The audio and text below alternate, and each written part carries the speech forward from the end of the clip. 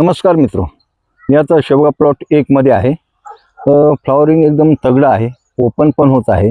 परंतु थंडीमुळं पिवळेपणा कमी व्हायचं नाव घेत नाही. अशा वेळेस काय करा, आता आम्ही तर सोडलेलं आहे सल्फर.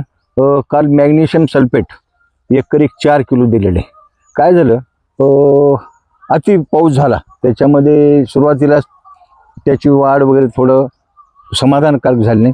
परंतु आता कसं आहे, थंडी कमी जास्त त्याच्यामुळं कळी उमगायला वेळ लागतो थोडा. आता त्या दिवशी फवारणी घेतल्यामुळं कळी आता उमगायला सुरुवात झालेली आहे. त्या हिशोबानं आज मॅग्नेशियम सल्फेट काल 1 वाल सोडलेलं आहे, आज 1 वाल सोडणं चालू आहे.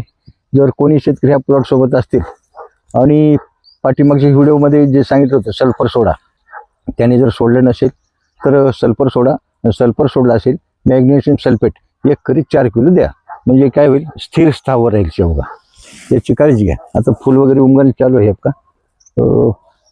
सल्फर काय करतं, सल्फर दिल्यानंतर बेडमध्ये ऊर्जा निर्माण करतं आणि ऊर्जा निर्माण केल्यामुळं मुळांचं अपटेकचं प्रमाण चांगलं वाढतं.